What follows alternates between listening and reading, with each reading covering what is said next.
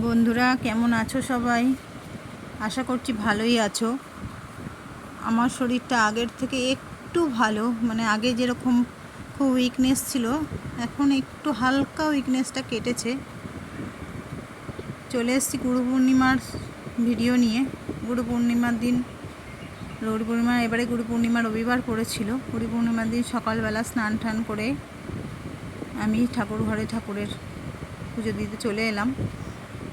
প্রতিদিনই রাত্রিবেলা আমি গোপু সোনাদের আর রাধা মাধবকে শুয়ে দিই, জামা কাপড় ছাড়িয়ে শুয়ে দিই। আবার পরের দিন তাদের ঘুম থেকে তুলে স্নান করিয়ে আবার নতুন বস্ত্র, তা কাঁচা বস্ত্র পরাই।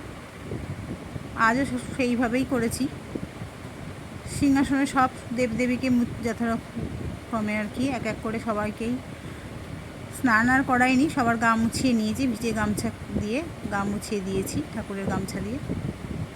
তারপরে দেখো, আমার গুরুদেব হচ্ছে অনুকূল ঠাকুর। অনেক ছোটোবেলায় বাবা মা যেহেতু দীক্ষিত, সেহেতু আমাদের দুই ভাই বোনকেও দিয়ে দিয়েছিল। আজ গুরু পূর্ণিমা, তাই একটি তুলসীর মালা গেঁথে গুরুদেবের গলায় দিয়ে দিলাম এবং সব ঠাকুরের পায়ে ফুল দিয়ে সাজিয়ে দিয়েছি। এত জবা ফুল দেখছো। আজ রবিবার যেহেতু বাবা সকালবেলা এসেছিলো, আমার শরীরটা খারাপ যেহেতু বাবা আমাকে দেখতে এসছে, তাই আমাদের বাড়িতে প্রচুর জবা ফুল, এই চন্দন জবাটা আমাদের বাড়িতে প্রচুর ফোটে। বাবা ফুল তুলে নিয়ে এসে সেই ফুল দিয়ে সিংহাসন সাজিয়ে নিলাম। এছাড়াও আজকে প্রায় 1-1.5 মাস পরে আমি ছাদে উঠে আমার গাছের কিছু নয়নতারা, কিছু জবা জুঁই যেটুকুই ফুটেছিল সেইটুকু দিয়ে ঠাকুরের সিংহাসনটাকে এক এক করে সব ঠাকুরের পায়ে দিয়ে সিংহাসনটা একটু সাজিয়ে দিয়েছি।